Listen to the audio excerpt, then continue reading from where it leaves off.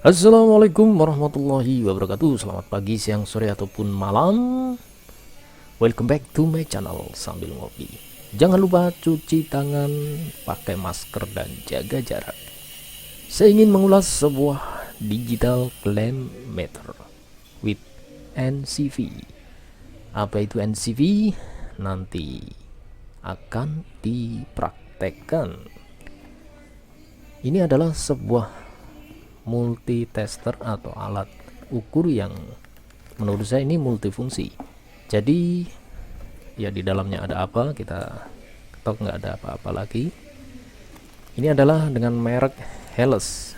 Menurut saya ini sudah dari saya kecil SD pun merek ini sudah ada. Jadi ini bukan merek baru, tapi cukup lama, walaupun ini bukan yang tipe tinggi atau barang mahal seperti merek Sanwa dan Fluke yang harganya jutaan.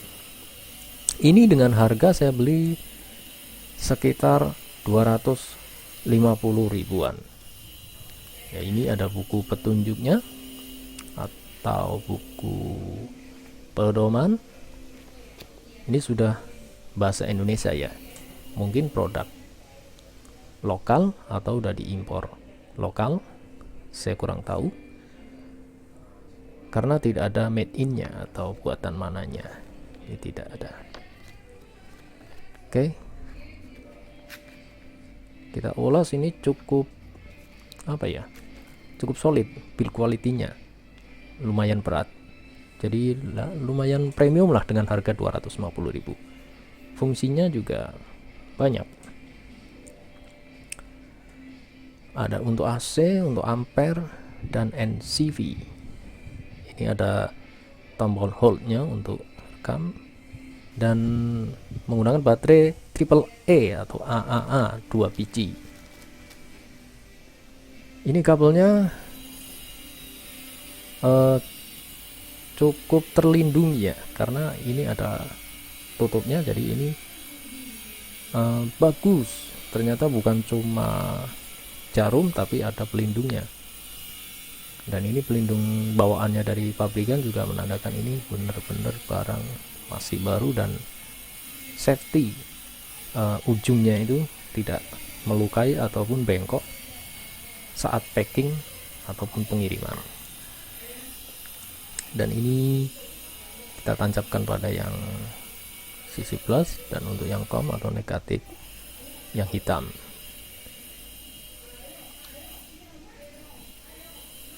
Kita tes saja untuk tes tegangan listrik PLN. Nah, ini yang sangat tricky atau ini paling rawan rusak alat jika kita salah mode ya.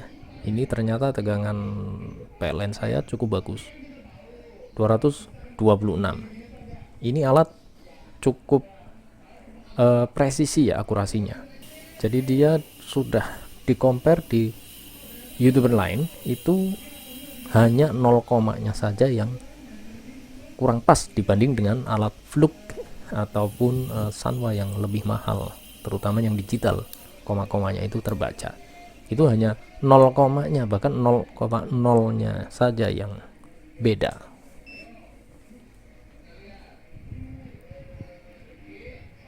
Nah, ini untuk tes kabel putus atau tidak. Nah, sekarang saya ingin mengetes beban, atau kalau bahasa kitanya biasanya tang ampere. Itu kita bisa ngetes berapa daya yang digunakan. Ini kebetulan AC lagi nyala, jadi mau saya ukur. Pastikan pada mode ampere yang sesuai. Ini kurang lebih nggak sampai 2 ampere, jadi kita pakai yang 2 ampere biar nominal yang ditambahkan itu lebih akurat.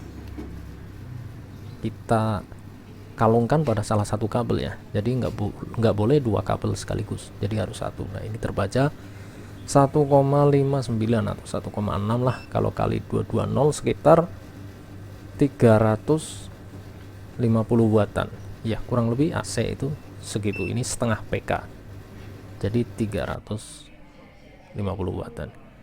Nah, saya ingin menunjukkan juga mode yang lain, ya ini juga kelebihan dari alat ini ya, yaitu NCV, non kontak voltase. Jadi ini cukup membantu untuk kita mencari kabel yang putus di dalam.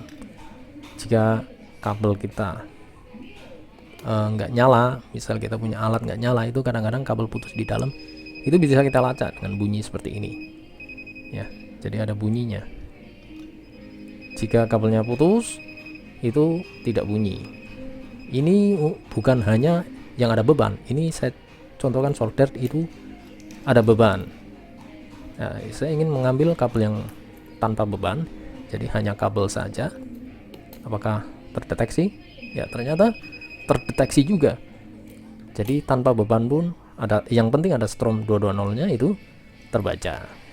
Nah, saya ingin mengilustrasikan bagaimana jika kabel putus. Ini anggap saja kabel putus di dalam, tapi ya, anggap saja ini kabel putus di dalam, nggak kelihatan. Untuk visualisasi di video, maka saya putus seperti ini biar membuktikan ini benar-benar putus, apakah terbaca atau tidak gitu ya. Jadi kalau arusnya tidak ada atau voltasenya tidak ada, itu tidak bunyi. Jadi ini cukup membantu untuk mencari kabel yang putus di dalam dan nggak kelihatan gitu. Jadi kita bisa melacak, tidak perlu bongkar-bongkar dulu gitu, kita bisa ketahuan ini kabel putus atau tidak. Itu fungsi kelebihan yang kedua juga. Nah, ternyata tidak cukup hanya itu, ada kelebihan lain. Ini bisa ngetes suhu. Jadi ini sangat recommended ini alat, walaupun hanya 250.000 tapi bisa ngetes suhu. Tentu yang langsung di media kayak ini kabelnya atau medianya ini seperti hanya ujung kabel saja yang disolder ya. Itu kita celupkan ke dalam medianya, misal air gitu, kita ganti kabelnya, kita colokkan yang ini. Sebenarnya ini nggak masalah ketukar kanan kiri, tapi kita ini kan kom yang hitam biasanya ya. Dan jangan lupa modenya di derajat Celcius ataupun Fahrenheit. Sebenarnya ini ada dua mode. Kita tes pakai es batu dulu. Nah, ternyata untuk es batu tidak bisa di bawah 0 derajat, jadi kita ganti mode pakai Fahrenheit. Dan berikutnya